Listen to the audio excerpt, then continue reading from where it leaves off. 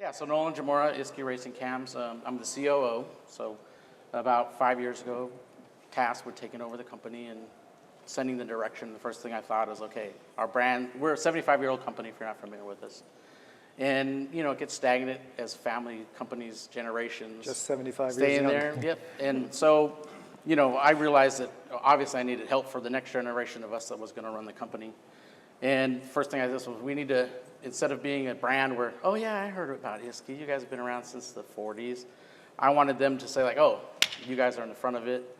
And so I started the infrastructure first, and then I started picking up brand people and going from there. So you'll hear a little bit more of that story, but that's what our thing is. An iconic company that's around 75 years, so you have to make changes. And so that's what we've done. Great, awesome. Krista. What's up, guys? My name is Krista Baldwin. I'm the Director of Marketing for the Wharton Automotive Group, which is McLeod Racing, FTI Performance, Silver Sport Transmissions, Competition Clutch, Independence Driveline, and more. We're primarily a drivetrain company, anything from torque converters to 3-disc clutches that I just debuted this week. So, gosh, I've been with the company for over 10 years now, and I'm I finally got to the head of my department, which is a cool accomplishment, I feel like. And on the side, I am also a influencer myself. I drive a top fuel dragster in the NHRA and the IHRA, so speed and cars and clutches and influencing are all my thing too. There we go. All right, Nick Taylor, AKA Nicky Bobby. How's it going? Nick Taylor. I own a small manufacturing company, and we do suspension parts, stuff like that. We do YouTube also. I drag race, I do drag and drives, we design, 3D scan, pretty much anything. We weld a lot, powder coat, and I've got a small group of good employees, and a wife that's pretty awesome too. She shows me a lot of what to do with the influencing side of things. So yeah, we drag race and make parts and make YouTube videos and reels. Awesome. Sam Lucas, also known as Samet on YouTube.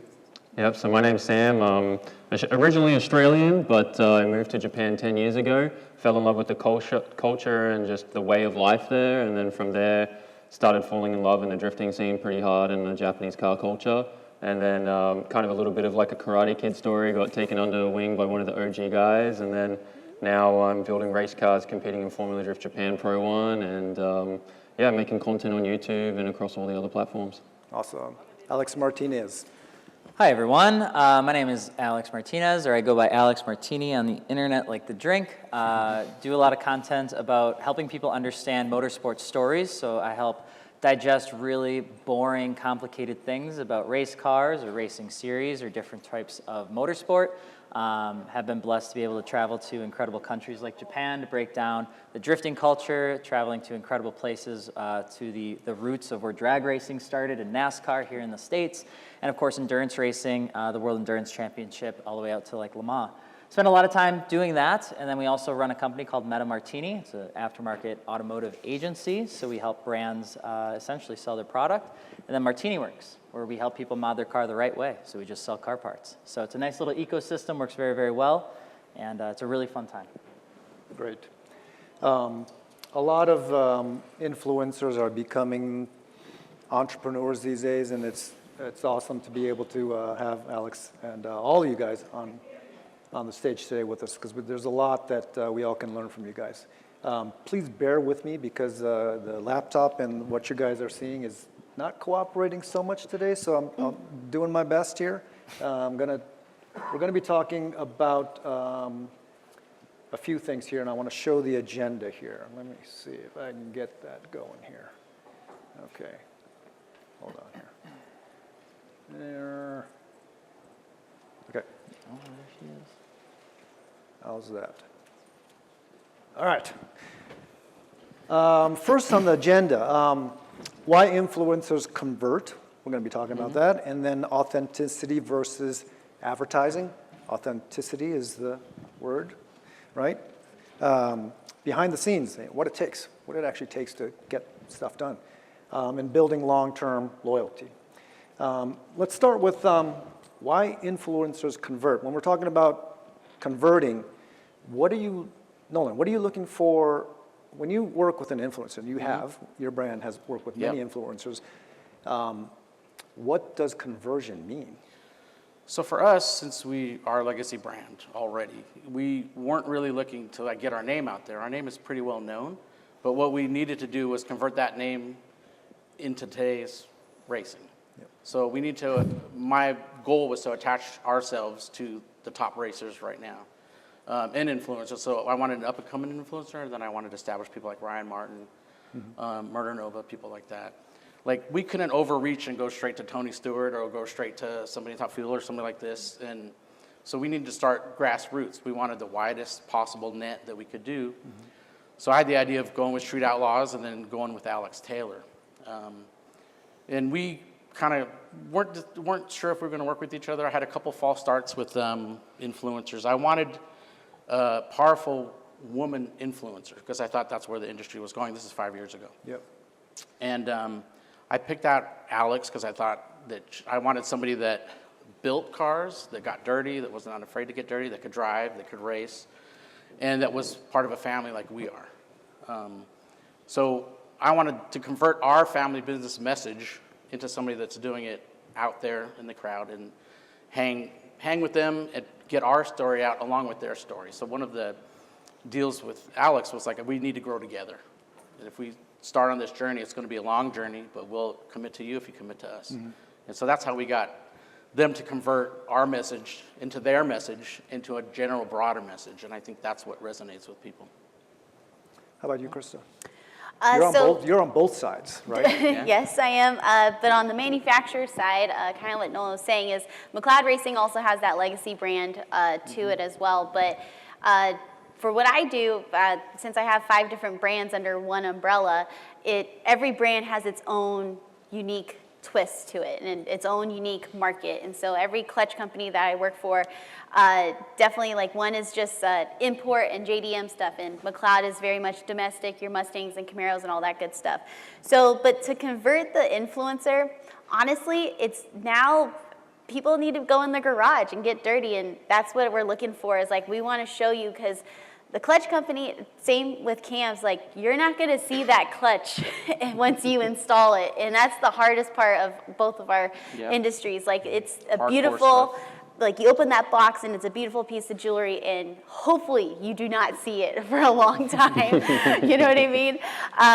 But I think the biggest thing is like that feeling that, you know, that we put around the brands. And as both sides, and even as just a consumer of everyday social media, I like to see what they're working on in their garage and, you know, that warm and fuzzy feeling like, heck yeah, if they can do it, I can do it. And so especially on a clutch and, you know, a transmission rebuild, like we want to make sure that you can do it. And the influencers help us convey that you can do it in your garage. Yeah. I want to ask one of you guys, if you guys have an answer. I think, you know, conversion means a lot of trust from you guys, and if you're representing a product or a brand, right? How do you make your audience trust what you're saying to convert? Sure. You want to go first? You go first. I think, the authenticity part is very important, and I think it comes down to as well, like how you've kind of built yourself up, right? I've always taken a very like upfront, honest approach, which sometimes, you know, has bitten me, long term, but it's led to my audience really understanding that I am just upfront all the time, and, you know, I learn from my mistakes.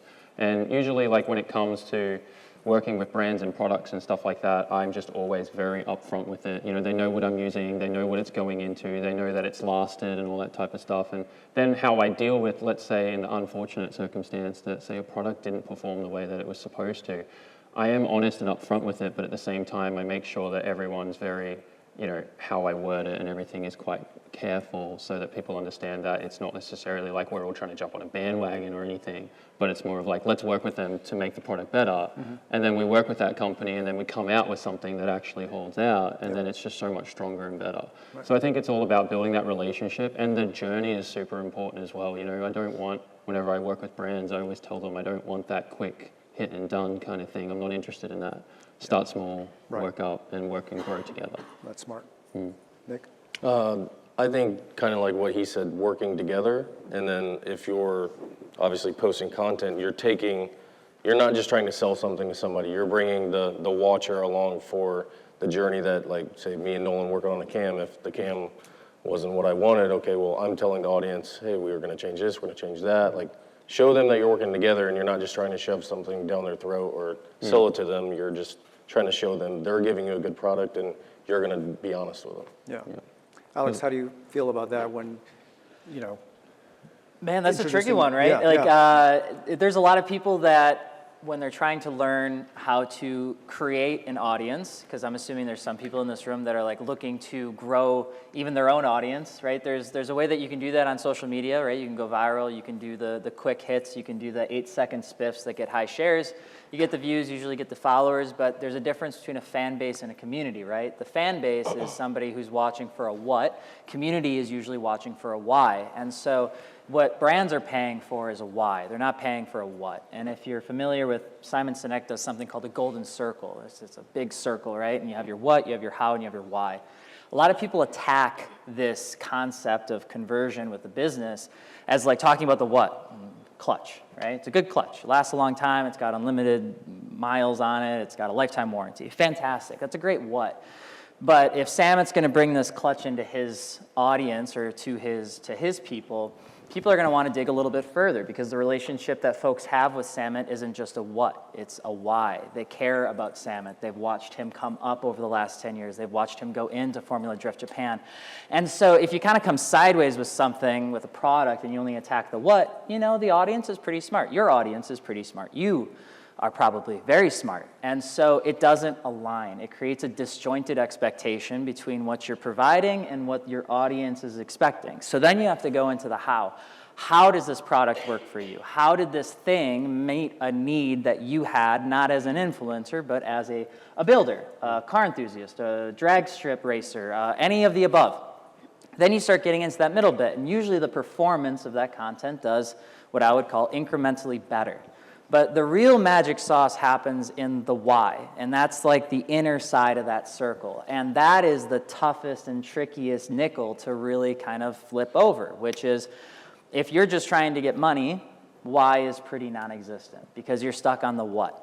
When you find a good product that might work okay, you can get into the how. But finding the why with a brand, if you're on the influencer side, it takes time, it takes tenacity, it takes understanding, it takes authentic conversation with the brand to understand what it is that they're even trying to do. I'm sure there's a lot of people in this room that have probably talked to brands where they've said, oh, well, we just want you to, you know, make the content how your audience would like it. And it's like, well, that's great and all, but I still need you to give me a little bit of direction on what parts of this that you're looking for me to talk about. And so I think there's an even playing field between, you know, you want to build a relationship with the brand, you want to make sure that the product, or whatever it is that you're promoting, resonates with your audience, but there is a vast oversimplification in the market where people believe that by talking about value props that automatically means that your audience is going to, I'll save the swear words, but that they're gonna vibe with your brand, you know, like that's not it. And that's where you can see some deals go really well and some deals not go so well. Yeah. And so I always encourage, if you're on the influencer side, really understand that why. And if you're on the brand side, you really need to understand the why of the influencer that you're working with, because a lot of times if you only look at their content and you don't understand how or why they're doing it, it can create a big misalignment, and brands pay a lot of money to work with some of the influencers, and that can, you might as well just light it on fire if it doesn't make sense. Yeah, and that, you know, that's great segment to the next topic, which is authenticity in advertising, because that's exactly what you're talking about. Nolan, have you had any, let's talk about some of the examples that maybe didn't work out so much for you, because we can learn a lot from that, right? Luckily, Yes. we didn't have any that didn't really work out. I go by the person. And so one of my things during the first interview, like with Alex and like the Street Outlaws and stuff like that, I said, I don't want you ever to mention our name when we're filming you, when we're doing an interview. Don't ever mention ISKI cams. I don't want any sales pitch. I don't like that. I want you to talk about what happened on the track. You can mention that we're out here supporting you, but do not mention any advertising thing, because it turns people off, I feel. I don't want them to just be pushing the product, hard sell. I want to be associated with their programs. All right. So that we're part of the family, not that they're pitching it and that's their job. So I think that really helped with the authenticity, because we don't look at it advertising at all. We look at it as telling the story. And just because we're associated with them, or they might wear a shirt once in a while, they might make a comment or tag us on their stuff, but I don't ever have them do any purposeful advertising or pitches or whatever. And they end up doing things on their own more than I could ever ask for. So I think that's what makes it really authentic, that you don't want that. And it doesn't put them on any pressure, and it's not repetitive. Because the minute you keep mentioning, oh, my Instagram did great today, you just, I don't know about you guys, but NASCAR, I just blank out. Like, I don't even want to listen to the interviews. Okay, that's who won, I'm done, right? So that's, from the beginning, that's really how I wanted it to be. And I think that's been very successful for us. Great. Krista, how do you keep that balance? Well, I think one thing in our industry is that, these cars and the culture that we're in, it's a feeling. Like, the whole reason why we put, the souped up big horsepower stuff in there is because you're driving it and you're feeling it. Like, this is what you want to feel on the road or on the drag strip or, skating around on the Formula Drift track. Like, that feeling is what makes you human, and like that's the connection that we like to see, and especially on the clutch side. I mean, like I said, you don't see the clutch once you install it, but you're going to feel that clutch every single time that you shift into first gear, second gear, whatever you're doing. So what I like to see is that, the install part of it is super important because there are like specific things that you have to hit on the install process. But it's that feeling after you go through your 500 clutch cycle break-in period, because people do forget that. Once you get to that point, it's that feeling of that openness and that quickness and like the need to keep going faster. I mean, that's what's the big part of it. And then like on the flip side of my life, especially in the Top Fuel Dragster, I mean, the feeling is amazing, and I try to convey that to my partners as well, and just be yourself. Like I hate saying that, but it's true. Like, we want to convey that like this is fun, we're having a great time, and we want to keep going faster. That's the goal. Nick, when do you say yes to a brand and when do you say no to a brand? Honestly, I don't know if depends on what the part is, like, I guess it depends on how they approach me. Do they want me, is it advertising or authenticity? Like, I can, kind of like her, I sponsor people parts also, and I think the main thing that I would say between the two is, do they give you honest feedback or do they make a post? Like, do they just want free parts, or do they want to help your brand grow? Do they want to work with you? Like, there's a big difference.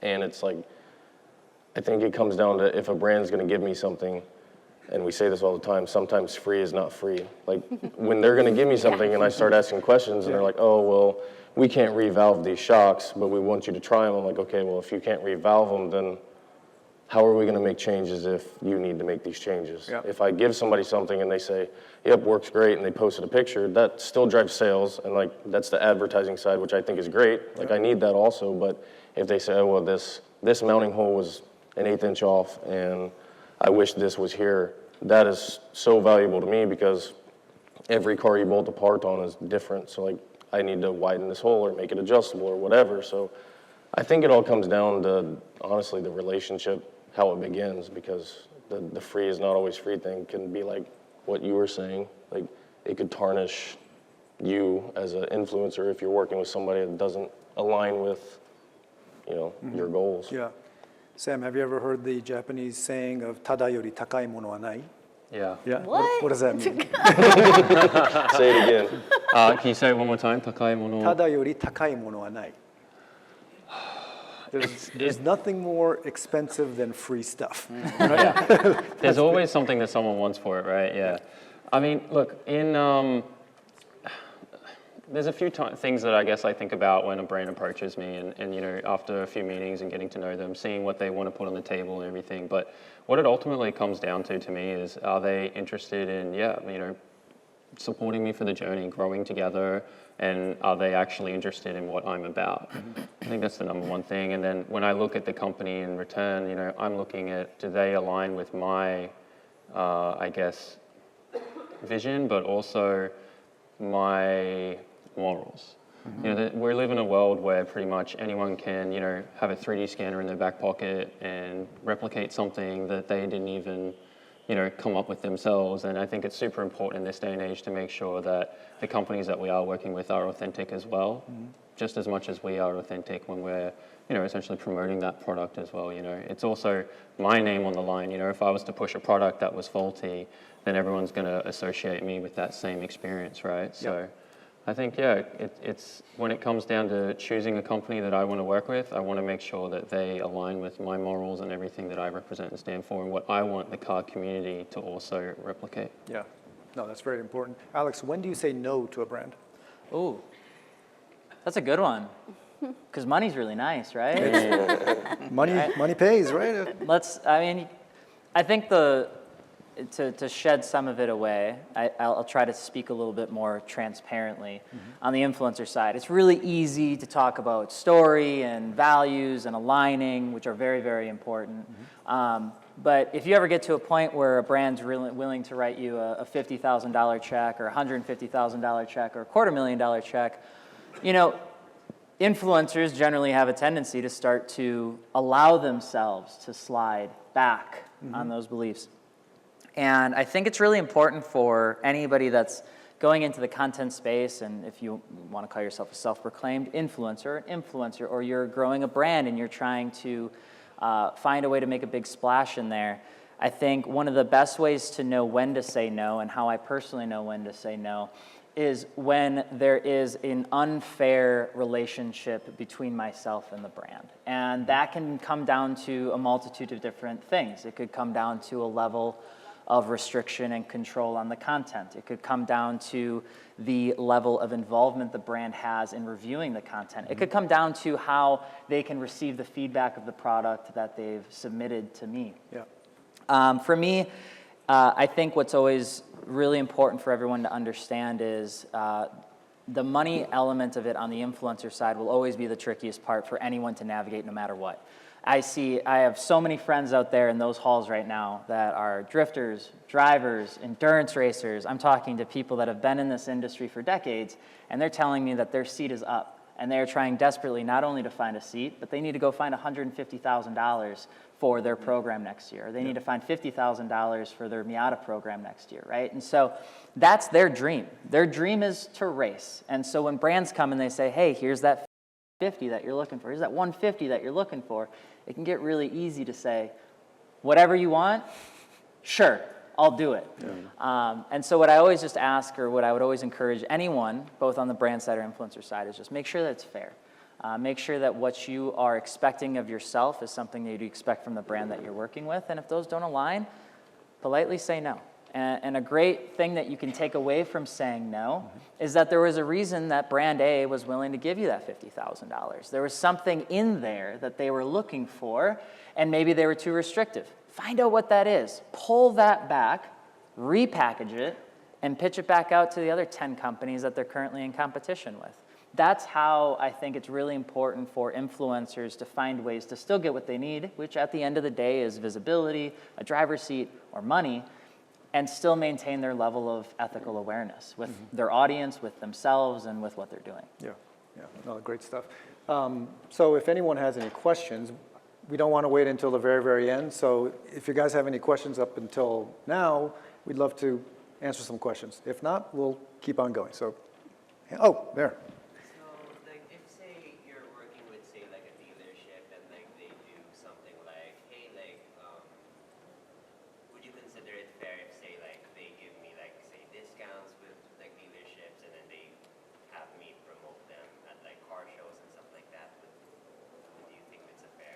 Sort of like a promo code, affiliate kind of stuff. Yeah. What do you guys think about that? If you do. It's up to you, right? Is the dealer a dealership that you can align with, right? Go to the reviews. Are they saying nice things or mean things? It's pretty easy to say a mean thing about a dealership in 2025, so you got to be a little careful with that, right?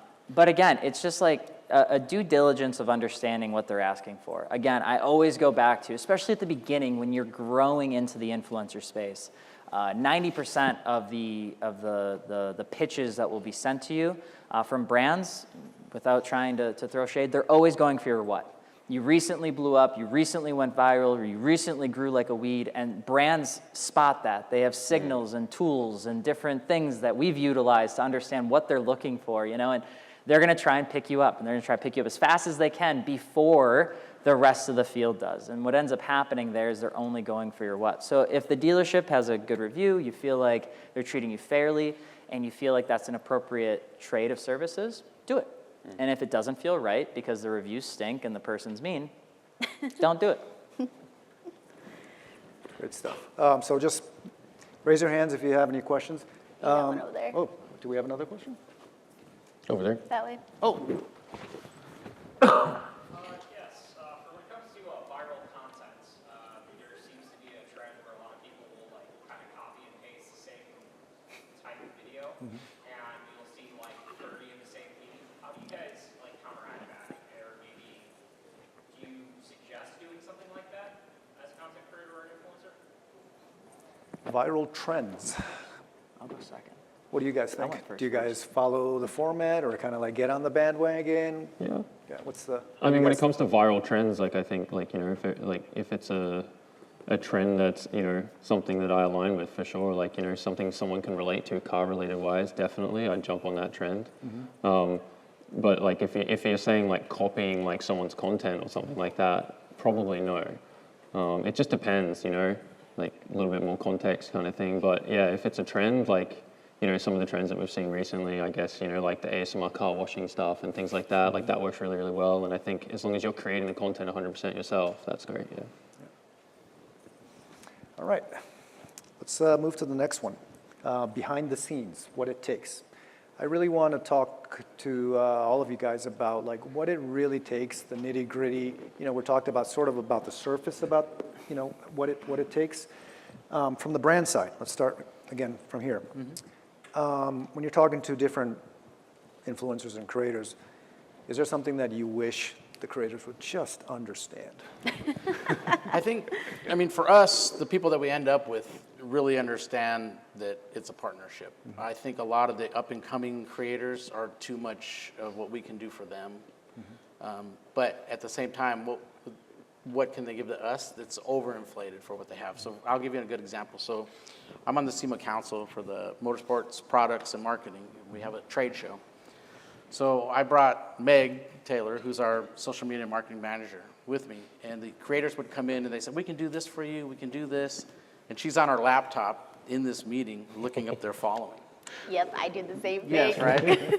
So then they'd walk out and be like, they got 600 followers. They haven't done any of this stuff. Their website is just a holding page. And I think, if you're going to, as a creator, go into a company, you better have all your bases covered because it's a very crowded landscape out there for creators that are genuine and authentic. So you can't just be even just one-time viral thing. You have to show a history if you're going with a big brand. So that's really important for us is to do our homework. Yeah. So you really need to have somebody there that can fact check everything, because the pitch sounds great to me. I'm like, oh, okay, well, okay, 100,000 flowers. She's like, no, 600. So, but that's a little bit exaggerated. But that was a few people. But during the whole week of meetings, you do 8-10 meetings a day. Yeah.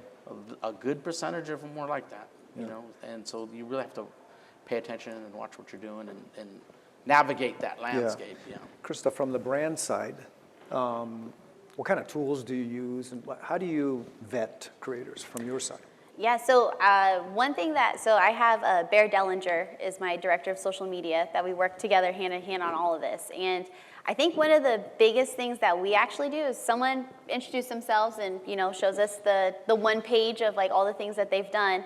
And then we respond back okay, this sounds cool. This is what we want to do. This is how we want it to be portrayed, obviously in your voice. For instance, if they have a new torque converter and we want them to explain the process of picking a torque converter, which is a very detailed process and it's a little bit difficult. But we lay it out in an email. This is the timeline that I need you to complete it with. This is my expectation. This is how I want, these are the 3 key facts that I need you to say, because this is what we're missing on our side on the social media, or the marketing side of it. But one thing is it is difficult to like go through and vet which person is going to be especially at the MPMC show, because that's like 30 meetings in like 2 hours, and it's crazy.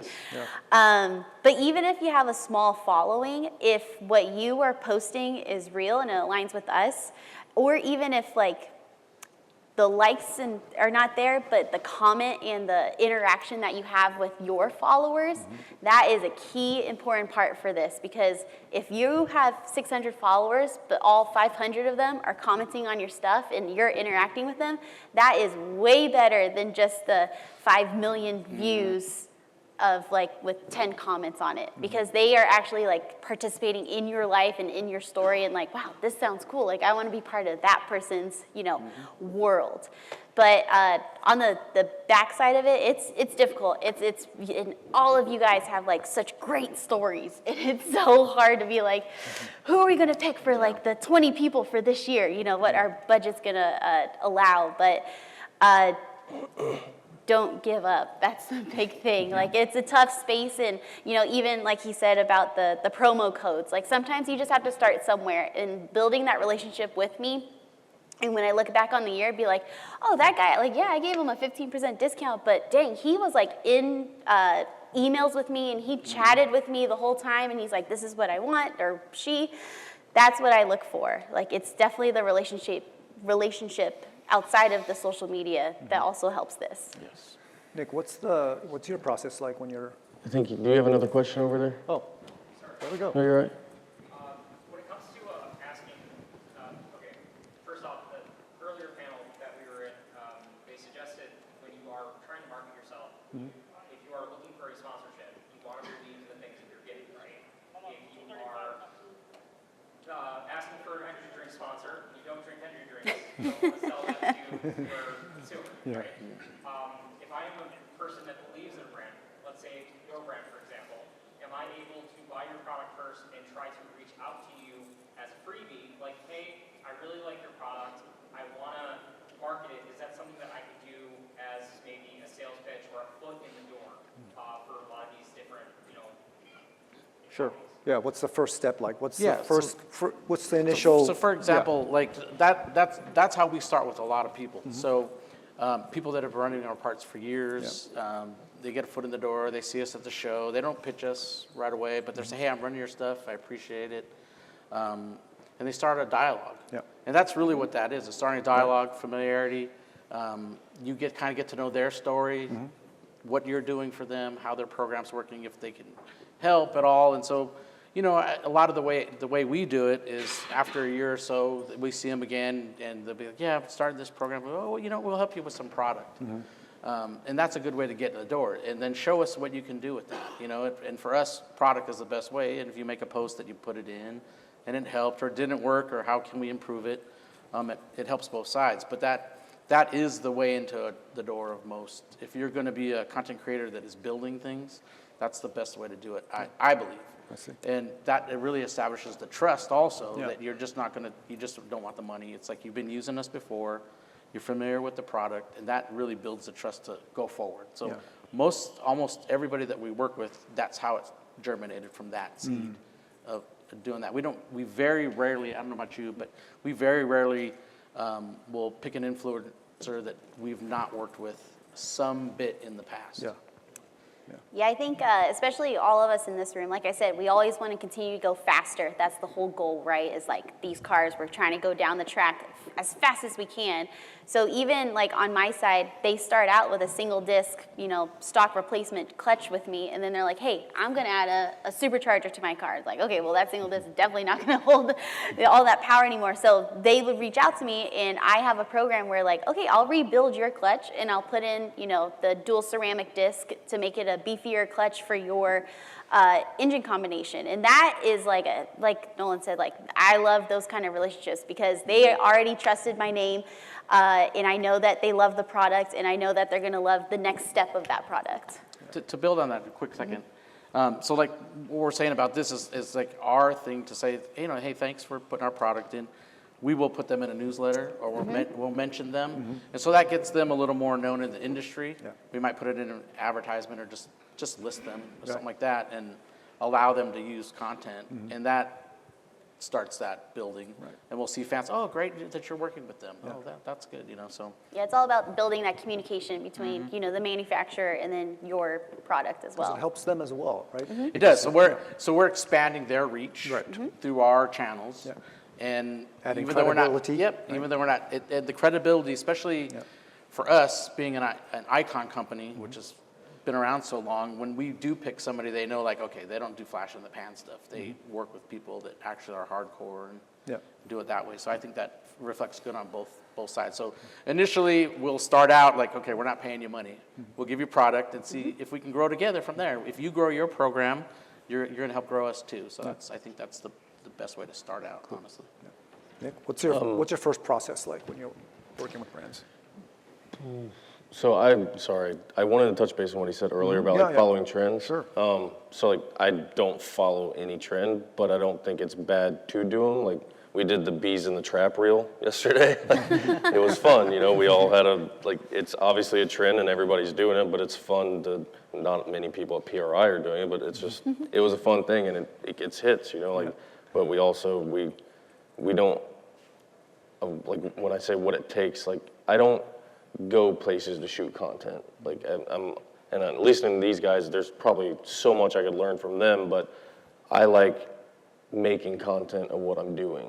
And I really enjoy it, and I think that's what companies like to see, because on paper, if you looked at them versus me, some company might say, oh, obviously that's a no-go, but if they saw me at the racetrack or saw me at a show and see me interacting with people, it's a lot easier sell than that, but it's just really different because you can see the authenticity there.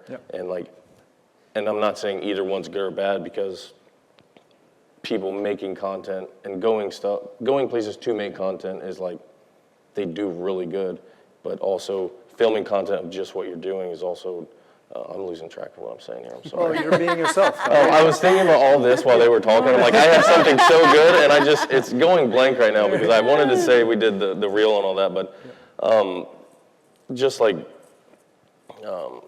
it takes, doing what you're passionate about is a lot easier sell than just trying to say, oh, I had a 5 million hit reel, because if you just go and you be your real self, we did a reel of him giving my fiance or my wife giving him a dirty face the other day, and it had 3 million hits. You can never know if a trend's gonna hit or not, or you can go make content at some race and think it's gonna do good and it gets 1,000 views, and then you can go film yourself working on your rusty pile of crap in your garage and it gets 3 million hits. It's just, what it takes is just being who you are and putting in the work. I really enjoy making content. I know I don't make as good as content probably as these guys, but I also enjoy doing what I'm doing while I'm making the content. And I think it takes both sides of it, because I enjoy the racing side and all that. Obviously he enjoys racing, but he's also culture oriented, and you can tell he really enjoys the Japanese culture and stuff like that. So it's just, I think it takes all kinds, everybody. A healthy mix. Yeah, it takes the content creators and the people creating content to do it. Yeah, I think if you were to tie it into something, it's content intention matters. A lot of people, they'll aim to go viral for the sake of what reason? This is not an interactive class, but I would assume for views, right? I want to go viral because I want views. That is an intention, right? So you're chasing a certain type of metric, and that performance can lead to behavior within that content not being who you are, right? So you come across inauthentic. And I also would argue that there's a lot of make-believe, downright BS numbers that a lot of people follow to make themselves feel like they're bigger than they are. Views, in my humble opinion, in 2025 is one of the most unrealistic and borderline useless metrics out there right now, because the concept of the algorithm on short form has allowed any piece of content to go viral, right? But virality has little intention. Virality is just virality. It's a hook. It's a really good hook of something. There are versions of viral content that have proper intention. There's somebody back here that does absolutely wicked drifts at Grid Life, and every time we post those, they'll get 15, 20 million views, right? Is that an inauthentic clip? No. 1, it's badass. 2, it's super badass. And 3, it shows him doing everything that he is known for. It's the entire encapsulation of his ecosystem in a 10-second clip. right? So he's found this recipe that he can repeat, and that works for him because it checks the what, the how, and the why.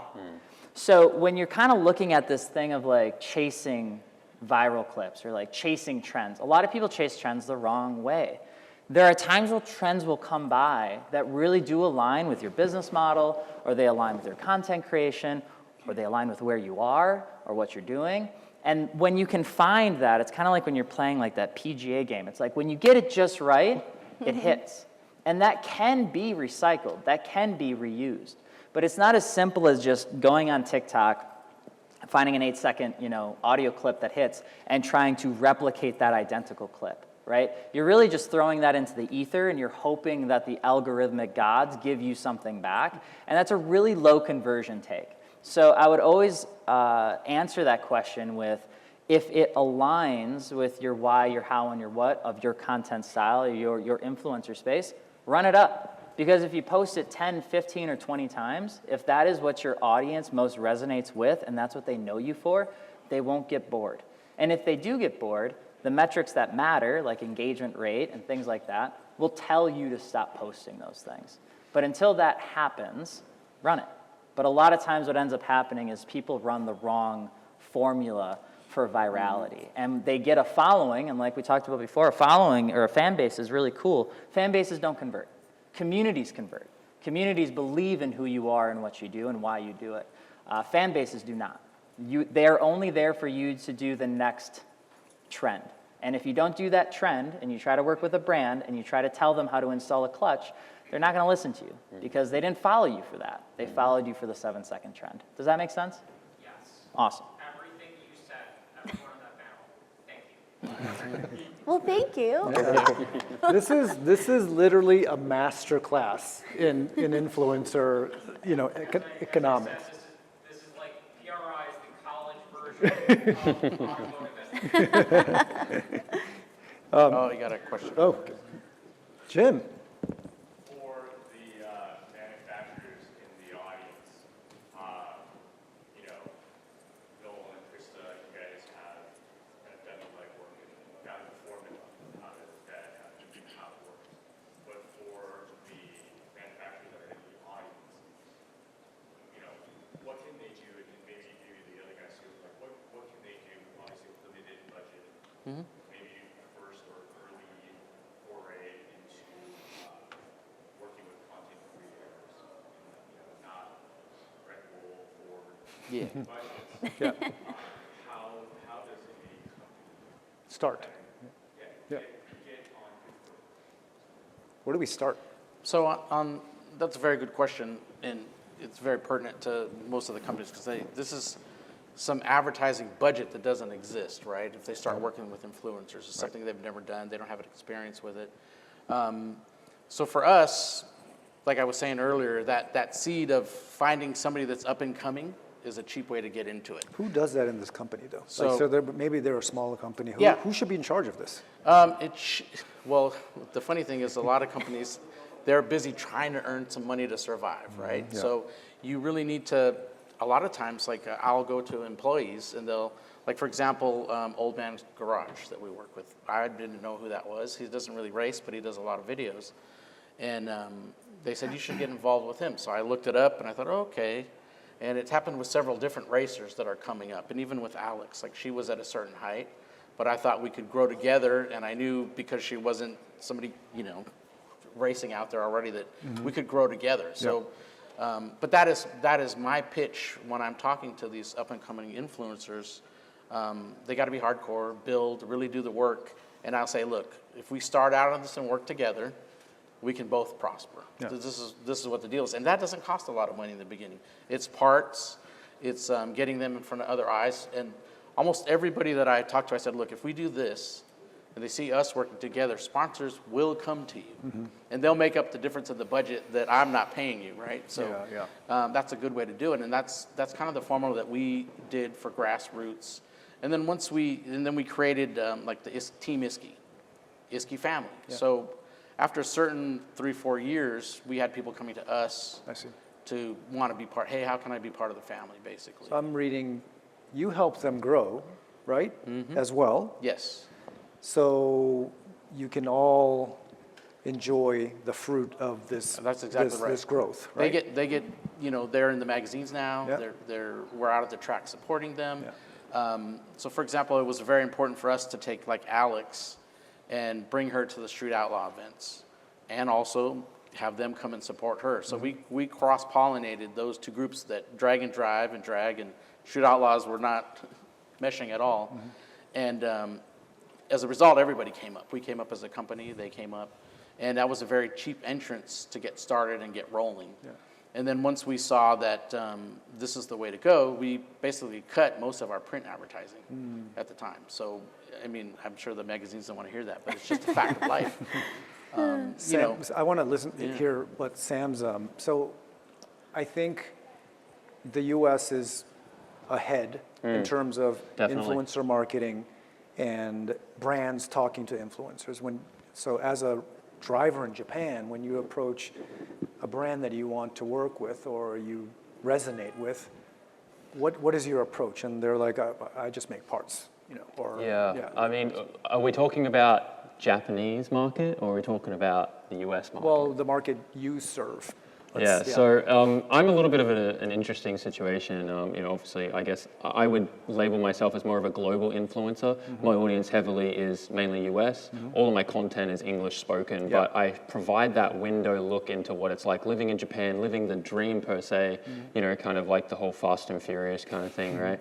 So being able to provide that, it creates actually, it makes my job very difficult because I'll talk to all these amazing brands that, I dream of working with, that I really resonate with, but then they have this internal discussion where they're like, oh, what marketing budget does he fit under? His audience is US, but he doesn't live in the US. So then I get thrown around a bunch, and then generally, unfortunately, it takes, sometimes they just don't know how to work with me, and then I end up just like a broken connection there.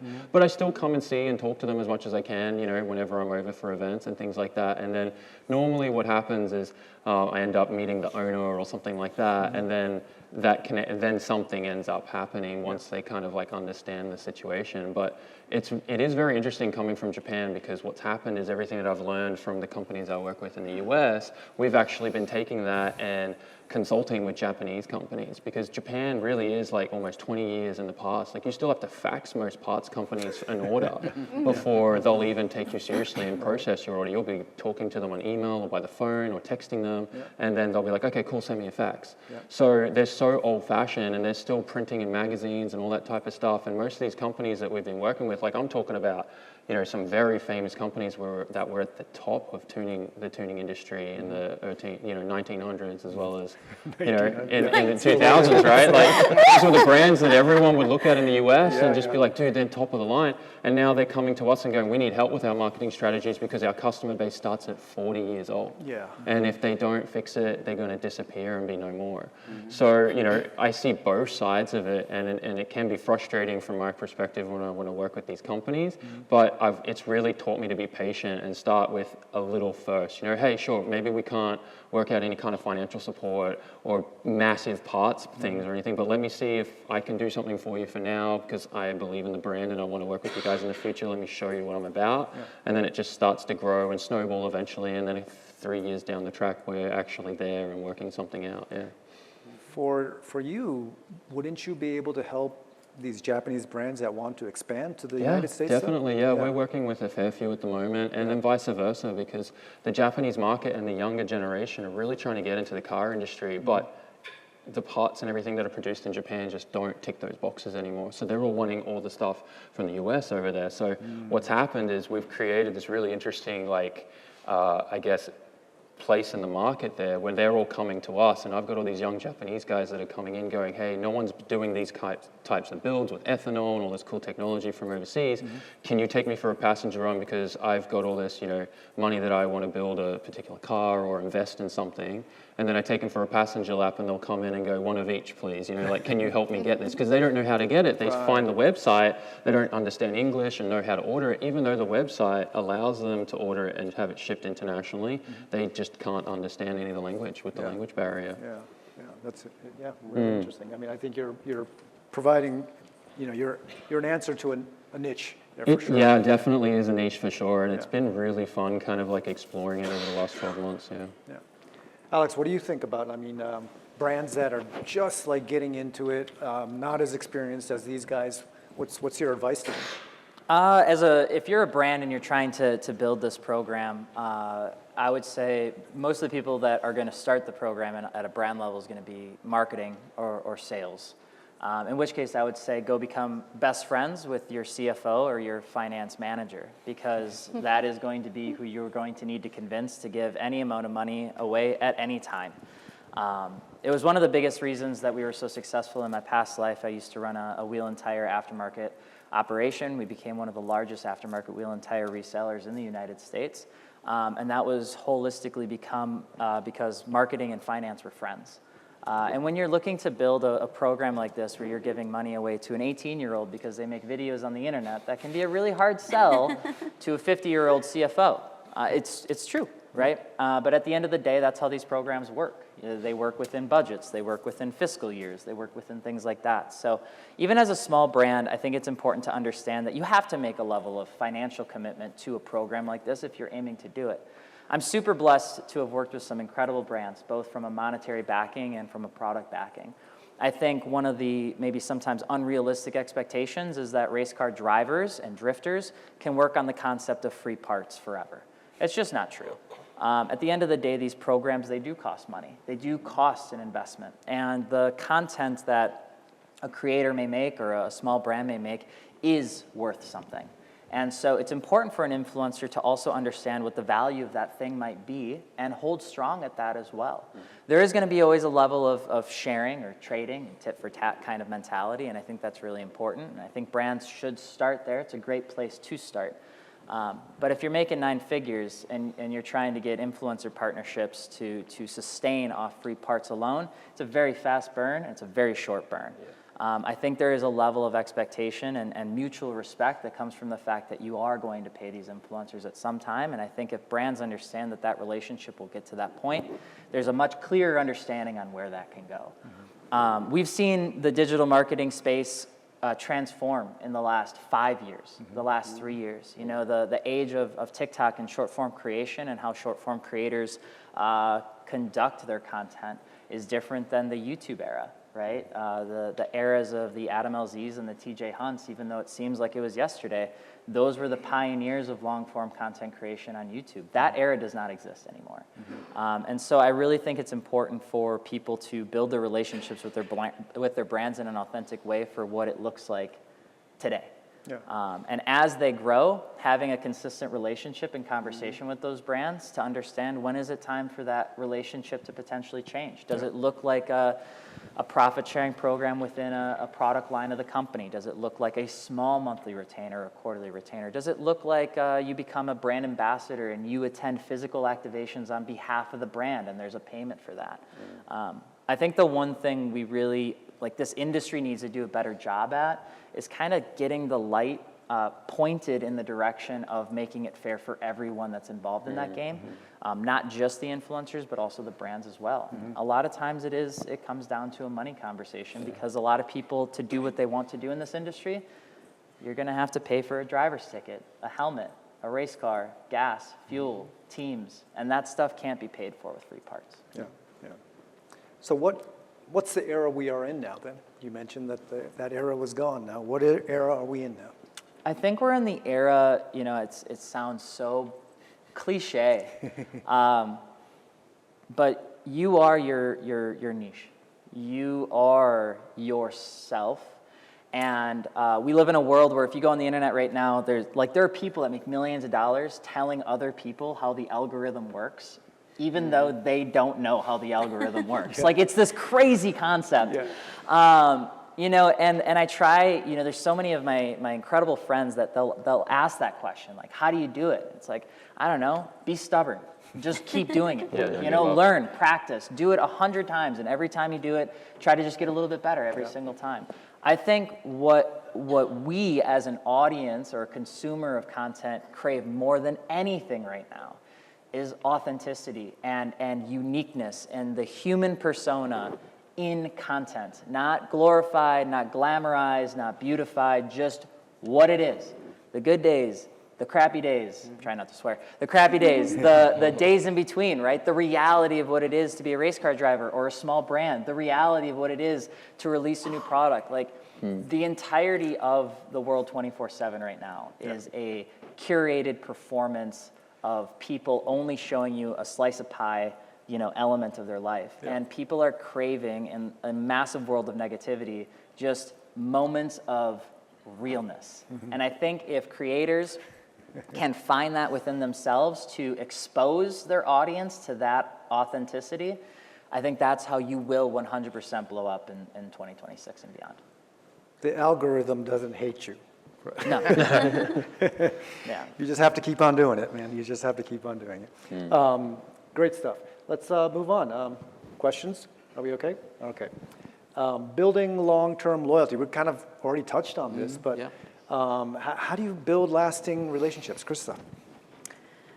Like we've been saying, it's that open communication, especially between, the relationship between us and the content creator. But to build long-term loyalty on the content creator side, I mean, just continue, like we've been saying, like find what you like to do and what your viewers or your audience likes to see, and then just continue to build on that. And honestly, I mean, and we talked about too the viral little moments, all great, and you could definitely post them and it's awesome, but always go back to like what your true self is. Like, okay, nope, you know what, I'm gonna go back into the garage and film this because I feel more comfortable here. But it was funny when we did the bee thing, right?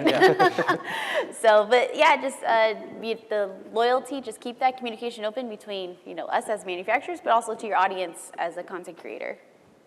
Nolan, what do you think? Well, so I think we're talking about analytics and what people crave and all that. And I think people don't want that quick hit, one type of deal. They want a journey. They want a story. They want a whole Netflix series on your particular journey. So like, for example, Kai Kelly. He grew up on the street, racing street, and now last year he won the biggest pro mod race. So I think just giving people a glimpse of the behind the scenes, the dirt, the struggles, the failures, and then the triumphs. They feel part of the journey, part of the family.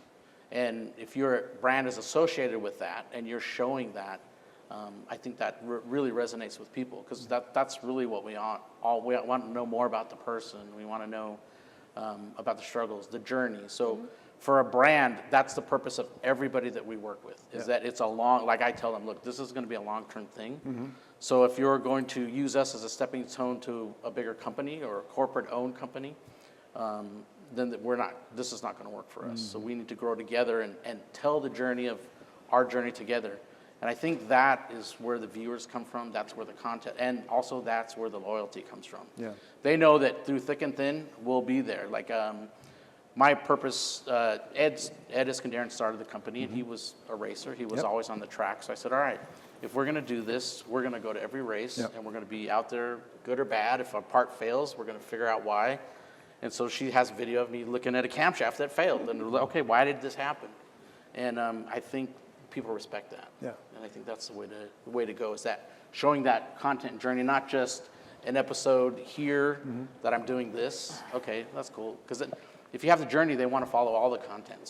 So once we catch somebody, we notice on our analytics that we'll see, oh, they watched every single video this week of what happened. So like when Kai won that race, every video that we did with him, all of a sudden started getting watches instantly. So you're working long-term with a creator, influencer. When do you know, so you've been giving this guy parts, for example, right, for a couple of years. When do you know, like, what metric are you using? Oh, okay, this guy's ready to get paid. Yeah, so the industry will tell us, right? We don't have to really guess about it. We'll see the things that are popular. We'll hear from people. We'll be out on the tracks. And what's happened to us, you get to a certain point that they're giving us suggestions of people to work with. So, hey, this person would be a great addition to the family. They have a family shop, the daughter races, it's like Alex. So that's who we want to catch, right? We want to catch them on the rise, because sometimes, if we're contributing like a tenth of the budget when they're this big, we can't keep that tenth of a budget when they're, running pro mod. Right. So it's always nice to keep that cycle and try and repeat that, because people do get tired of the journey once it gets to a certain point. They need somebody new to follow. So we try to add somebody and they follow the journeys. That's why the team aspect of it for the analytics is so important. Like we crossbreed, Alex goes to their races, they go to their races. And the fan base grows and grows when we do this. Yeah. So it's really that's how we build the loyalty, by showing the journey. Yeah. A long-term journey. Nick, what are your thoughts on building long-term loyalty? I think, so like, this will touch base on like what he said, what they said, like making you feel like your family. I've got to meet Ed Iskandarian, which is a legend in the aftermarket industry. They make me feel very involved, and you're not just meeting the people at the company, you're not just making you feel like family, but you do get to meet the higher ups. Like he said, sometimes it's hard to work with somebody because you're just working with the advertising or the marketing department, and you didn't get to meet the owner of the company or whatever. You guys just hit it off. Well, then once you get to meet that person, the relationship could change drastically. It could be for the good or for the bad. And like he said, also like communication, like growing together, communication. Like they have to have realistic expectations that you can't live on free parts alone. Going racing, hotels, gas, parts, like it is so expensive. Treating your crew right, still having to run a business while you're gone if you're going racing. There's just a whole conglomeration of everything that has to happen to build long-term, I think, loyalty and everything, because there's so many moving parts to a relationship like that. Yeah. But I think it's just a common understanding that you have to communicate, you have to give. Sometimes you take, but you have to give and take. Like there has to be, it's a two-way street. Yeah. Sam, who are your longest partners? There's a company called Dishworks. Actually, something I was really excited about was I launched my first ever product at PRI, which I didn't think I'd ever do as a content creator / driver, which was literally just born from me discovering a problem with the JZX 100 Chaser. It's a really amazing car. We use it for drifting and a lot of practice, and we build drift missiles, and we do thousands and thousands of laps at this drift heaven circuit where there's 6 circuits, and we get to drive there for 36 hours straight through the night and everything at Drift Mitsuri in Japan. And one thing that you learn very quickly about these chassis is this weird issue in the fuel tank where from the side-to-side motion, the baffles break off, and these little stainless steel baffles are then floating around in there, touching and shorting out the pump and causing fuel cut issues. So we get in there and we pull them out, but then you've got this issue where there's nothing stopping the fuel from moving away from the fuel pump. So once your fuel tank gets to half gas, you're all of a sudden unable to drive. And if you're in a tandem with like 20 cars all chasing behind you, and all of a sudden your car fuel cuts and straightens out, you just, caused a massive pileup. Right. So from that, I started diving into like a way to solve the solution, and I reached out to them, and I've been working with them probably since I started YouTube.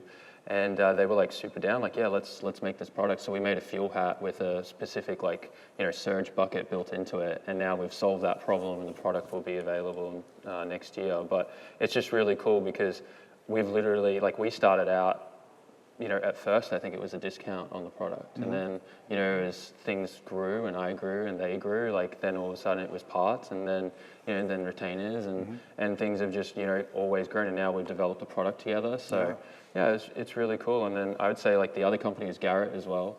I've been using their turbos for as long as I can remember, and I'm just very blessed to work with some of those amazing companies. And as I've grown, they've grown, and it's been really cool to not only just, hey, I'm using their product on my car, but I'm doing all their product testing and stuff like that for them, providing them data. And then only just this year, I've started becoming a distributor for them in Japan because no one else was doing it. So, being able to do things like that has been really, really cool. Right. Alex, how about you? I mean, you are not only an influencer and content creator, you own a bunch of businesses as well. You've expanded as a sort of a creator entrepreneur. How do you think about long-lasting relationships? I think they're essential. I think they bring stability to an unstable industry. I think naturally this world is very volatile, especially in the racing industry. It's cutthroat, it's mean, but it's addicting and it's fun. I think one of the best things about building long-term loyalty, the term I hear often is you want to build that essence of family. I always try to say you want to make, if you're on the influencer side, you just want to make your audience feel something. Yep. And I think with a brand, you can also build a relationship that can last a long time as long as you're honest and you care. one of the biggest tips I always give to creators working with brands is a lot of times brands kind of leave this like door open towards content creation because they are so unconfident in their own ability to tell an influencer who might have 1 million followers and a 6% engagement rate what to do. And so the driver who has this 1 million follower fan base and 6% EGR doesn't want to tell the brand, I have no idea to do what you want to do, you know? And so then there's like this weird, like you're sitting at the table and like you're having a date and you're not talking to each other because you don't know what to talk about. And what I always recommend is like, even if the brand may say, you know, just do what you do, you know, I always encourage the influencer to build a plan and showcase that to the team and work against that plan, not for the sake of like making them happy, but making you happy. I've worked with plenty of partners before where we've gotten done with the relationship or we've continued the partnership, and the number one thing they credit to the continuation of the partnership or the increase in retainer amount is the level of proactive communication we provided them. We have an absolutely fantastic relationship with Michelin USA. We have a fantastic relationship with Continental and General Tire and Airlift Performance and all these incredible companies. And they all started off on the basis of saying, we need help teaching people about why our stuff matters. And it has continued to remain strong because we've continued to talk about why that stuff matters. And I think keeping it top of mind in your relationship with your brand and being honest with each other and saying, what's new? What's not new? You know, we've hurdled through issues where brands have created terrible products. You know, if you're in the tire industry world, you know, those things are made in batches. You can have a bad batch of tires, you know, and if you're partnered by a company who has a bad batch of tires out there in the world, your audience can catch you pretty quick saying, those are garbage. Why are you promoting them? And so you have to get in front of that on behalf of the brand. Yeah. And to do that sometimes means being honest, open, continuous relationship, looking at the brand and saying, hey, we gotta fix this together, otherwise you guys are in trouble. And so sometimes brand or influencers don't want to have those conversations because they feel like they're not equipped to or that they're not supposed to. Well, it could be a hurtful conversation. Yeah, and I think just like a family, sometimes the newsy conversations hurt, and they're still necessary. Yeah. Any questions? Okay, let's move on. The new customer journey. Landscape is changing every single day, right? How are fans behaving differently than the traditional customer? So for us, we have like our certain databases of who purchase, Yes. right? So you have the traditional jobbers, the shops, the fans. So for us, we're such a hardcore company. We've been around so long. Really, where we can gain is converting fans, people that watch our content, the influencers, fans, into buying. So this is the main goal, right? That's what it's all about. Yep. But the way that we've found that it's an added component to that is the B2B side. So what's interesting is we started, since it works so well to cross-pollinate our different racing series and one big family and they all support each other, we started doing that with the companies. Okay. So like for example, with Alex, she has Peak, Mickey Thompson, Radford Racing School. Yep. So what we started doing is cross-promoting each other. So they share, like we did a build at SEMA, for example, and we had Holly do a 4-page article on the car that we built. And then we share the Holly stuff, the parts in there. With Peak, we do the same thing back and forth. So we have opened up a whole new segment of exposure because our influencer got big enough to start making deals with other companies. So you're using the influencer as a sort of a partnership marketing. Yep, and then they see the value of it, and we've done things like at Sick Week, which is a drag and drive, and I brought Peak in, and now they are a big sponsor of that. But we find that helps keep the story going. So Mickey Thompson invited Alex out to do test driving and see the new tire, and we went along. Yeah. So we went along and promoted Goodyear and Mickey Thompson and everything, and the audience really likes that we're doing that. So we find that we can convert those people that would have never thought of us, but they had a hot rod, into like, oh, okay, let me check them out, because if she's working with them and now, okay, so somebody that would have never seen anybody from our hardcore side, and I call that softcore, which is a little odd, but Not that kind of show. yes. But it really is converting that regular street person that's interested in tires into thinking about us when they actually do build an engine. Yeah, so it's less of a one-on-one type brand versus client relationship. It's Yes. more of a group, consortium, partnership. It is a group. Right? And so what we get into this group think, and this weekend we've done things with Radford and SEMA Yeah. and Peak, and we've all got together and said, okay, so next year we should do this. So it's good for the whole industry is Mm-hmm. Yeah, what yeah. happens. And then they can bring other influencers that they have into the mix. And so I think that's like the next step that we're seeing with the influencers of actually bringing the companies together. Yeah, yeah. Which you wouldn't think that would happen, but they're a good bridge Mm-hmm. because they have faith and trust the influencer, and we trust that they're only working with really good companies. Yeah. Krista, do you feel like that's kind of the way that you guys are approaching customers Yes. as well? So a lot of our customers are that they actually buy from our distributors, and so we do a lot of distributor marketing amongst like all the brands. We go to a Turn 14 or a Jegs or a Summit or whatever it may be. So we actually use their like influencers and their people that they trust, and we'll give them the clutch or the torque converter or whatever it may be. But yeah, like we try to tap into other people's influence as well. And like Nolan said, like it's all a big community, and it's all, like I said, it's creating that feeling of wanting to go faster, and you got to trust someone, and so you might as well trust what's in your company. Nick, how do you feel about that? Less competition and more collaboration, don't you think? I love it. Yeah. So I just recently started selling my parts. Like Summit became a vendor for my parts that I design, and that was with the help of Nolan. He kind of told me, that's also me working with Iski too. I call him, I'm like, how do I do this? I've never sold to a big distributor like this. He's like, okay, well they need to do this big of a buy-in. They need to do this much a year. You need to do this. You got to have this. Don't give it away was the main. Yeah. Budget or just bargain for this much of a marketing percentage. So then they, kind of like she just said, they market my products in their magazines.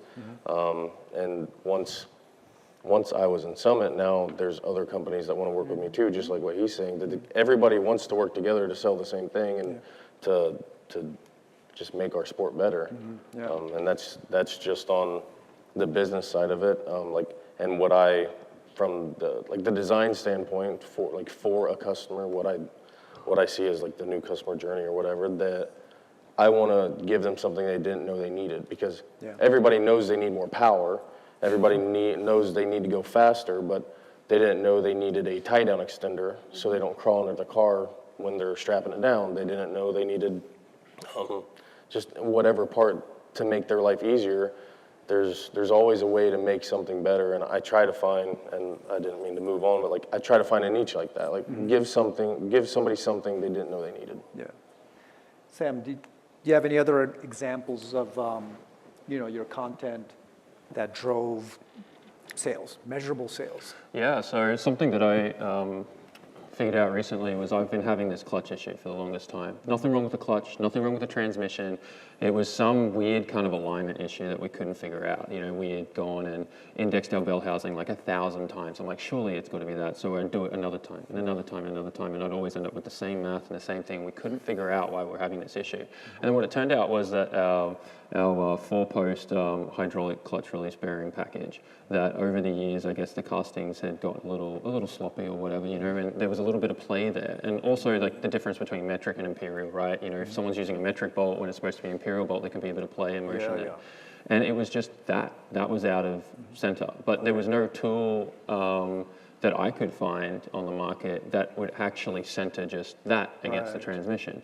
So it was like, middle of the night, and my friend who does 3D printing, I did a ton of measurements and sent it to him, and he printed it overnight, and we made this unique tool that allows you to center the throwout bearing package and then tighten it and then take the bell housing back off and assemble it and everything. And that I thought was just something I was dealing with. Yeah. But when I uploaded the video, had no idea that was something that everyone had just been putting up with. And not even, they just thought that was part of competitive driving and that particular package. And next thing I know, I'm getting emails and things, because I was like, you know, I put the file, if anyone else has the issue, in the description, free download link, right? Yeah. And then by the end of 2 weeks, there was like 3,000 downloads, and everyone was emailing me saying, thank you so much, I've had this issue forever, and we couldn't figure it out. And now I think a couple companies are actually like producing a billet version of that, and they're selling it, and which, you know, it's something to give back to the community, but it was just really, really cool that we discovered that just through something that was, I was like, this has got to be an issue, you know, that like I couldn't figure it out, and we were just like, dude, I cannot tell you how many times we pulled that transmission in and out. Like, you know, when you were saying, you know, a clutch it gets in there, and hopefully you never see it again. We really do hope that we never see it again, because like it's a big job, you know. So yeah, it was just something really cool that kind of like turned into that, and then now the companies that are on board that are making that part, you know, it's really cool because they're helping so many other people and their customers with that same issue. That's great. No, that's awesome. Alex, what do you think? How are fans behaving differently from the past?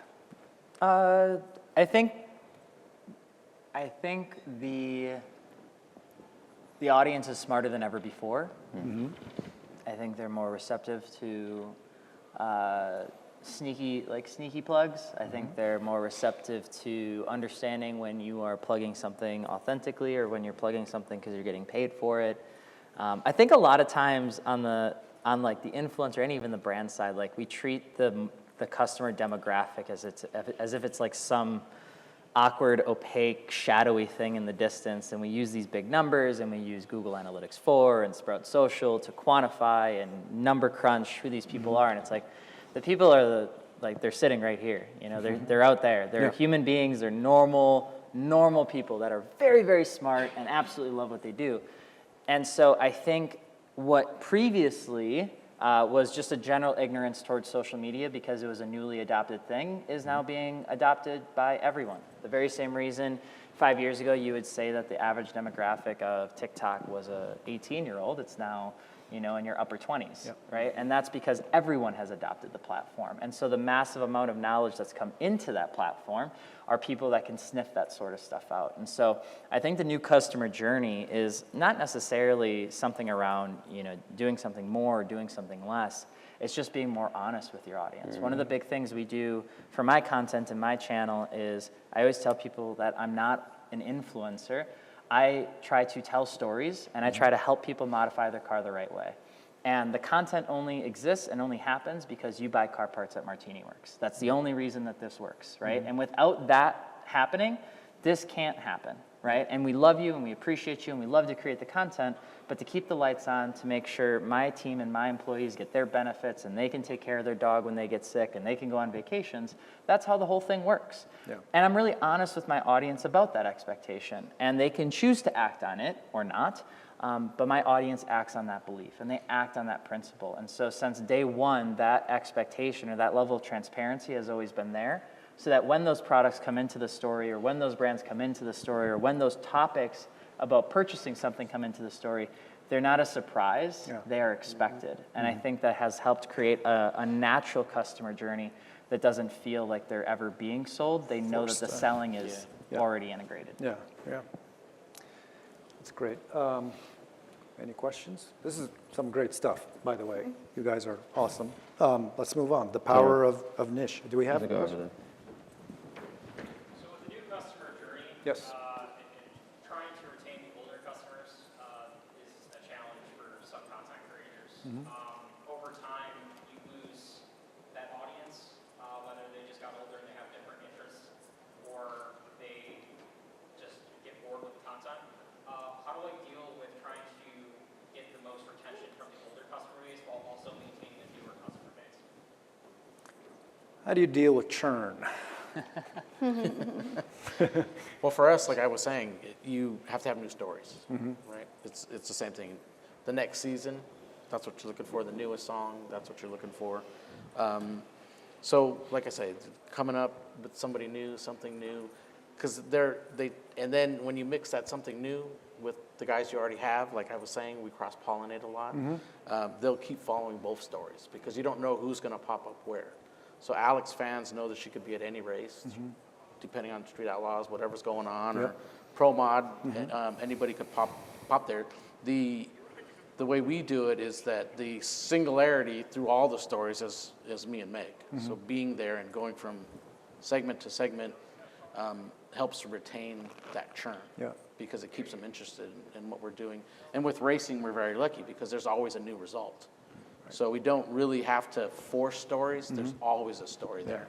And we have so many people that we sponsor that somebody's always going to be close to winning. So that churn we gain more people than we lose out of that because we have to keep it fresh. And that's really what you have to do. Even as a content creator, you really do have to keep the story fresh. You can't stay in the same lane. I mean, these guys would know more about that, but just from experience and following, the ones that we see that are the most successful, like, for example, Alex, she's known as Dragon Drive, but she went to Bonneville, and those hits were crazy. And we have a history of Bonneville for, I don't know, 80 years or whatever.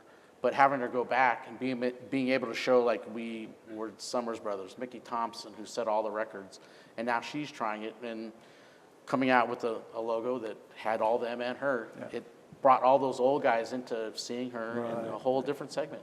So a lot of people after that, even our pro mod guys, man, I'd love to go to Bonneville. I watched that, man, I got to do that once in my lifetime. And so that's how we do it. It just keep churning new things, new ideas. And like I say, that umbrella and getting that group think, Pete came along with us to do that. Yeah. And we all filmed together, and that's really how we see that you do it, to keep it fresh. Good. Okay, we're almost time. So I'm going to ask this one for the power of niche. Alex, you were mentioning views are no longer the metric these days, right? So how can someone with a smaller audience outperform, a bigger guy? Yeah, I mean, I think the greatest lie anyone will ever tell you is that the Meta and TikToks of the world have not 100% made a fool out of everyone as it comes to attention seeking. They have purchased the internet and the attention currency. And you probably heard that in other talks or other messages when they talk about attention currency as an actual monetary value. But they have. You have millions upon millions of people submitting millions upon millions of pieces of content every single day for what? Right? For attention and for views. Yep. And so this massive company is getting all of this value, and they're going to give you the one thing that doesn't really mean anything, which is views, right? And views are nothing without action. Views are nothing without some sort of behavior to go behind it. And so when we look at our relationships and what we try to really cater towards, if you're I try not to call it like a micro or macro influencer, but more just if you're a content creator and you're looking to grow, it is all about engagement. It is all about creating an authentic community. It's all about avoiding a fan base. Fan bases burn hot. And in the era of TikTok especially, I had a friend of mine, incredible creator. He had, 6.5 million followers on TikTok. And we were in Tokyo together actually doing round 3 of Gran Turismo. And he had asked me, because we sell stuff, he's like, man, I have this huge fan base, and I dropped this brand, and I dropped this T-shirt, and I made a big video about it, and I was really excited about it, and I sold 21 T-shirts in 24 hours. And he has 6.5 million followers, Right. and he sold 24 T-shirts. Yeah. Right? And that's the really hard kind of shock that you get when you really look at the difference between a fan base and a community. Because the fan base doesn't need the T-shirt. They get nothing from that, right? Yeah. And so if you're looking to grow that audience, grow a community. And the way that you grow a community is you be authentic. And by being authentic, you have to show your vulnerability. And to show your vulnerability means you have to be human. And to be human, means not being, a lot of guys in this industry specifically, because it is a male-dominated industry, they don't want to show that. They don't want to show the times that they fail or lose or are vulnerable or don't know anything, because this social media is a snapshot of your life. And so it feels very counterintuitive as you go into this world, because the numbers are telling you to fit in, to fit this trend, to chase this idea, to chase these views. But the number one thing that brands do utilize objectively, or should be utilizing, is they'll look at your engagement rate. They'll look at your behavior. They'll look at your interaction with the community. They'll look at your authenticity. They'll look at if you're posting original content. They'll look if you're using original music. That stuff takes time. And you shouldn't rush it. You should go as fast as you are able to share your own story. And as you do that, and as you build that pitch of who you are, pitch it. Yeah. Be confident. Make yourself uncomfortable. Go door to door to door at PRI and say, this is who I am, this is my book, and this is what I think I can do with you if you'd let me do it. I mean, we have a great group of brands that we work with. I still carry around 20 partnership books with me at all times, everywhere I go, in case that opportunity ever presents itself with another brand, because you never know when it might come up. Yeah. Sam, how are you building your community and engagement? Yeah, I think when I first started out, I was definitely, more focused on just like, the views and everything like that, right? Making the content that hit it hard and whatnot. And wasn't that long into it that I realized that there was a big difference between, fans and a community. Growing a community for me has been, just about showing the ups and downs. I had probably, I'll say this now, but that was the last season I had was the worst season I've ever experienced.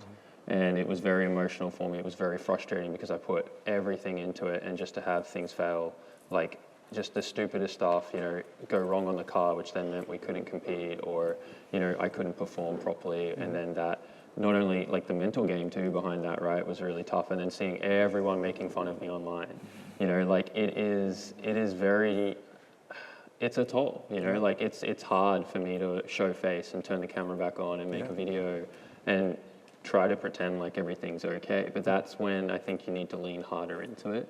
And for me, like, I think it was just at some point I was just like, you gotta know, like I know who I am, and I know what I represent, and I want to make sure that the people that I am influencing, like, they understand that. I do hate the term influencer. Like, I hate it when someone calls me that, but like, that is what we are doing, right? Ultimately, is we're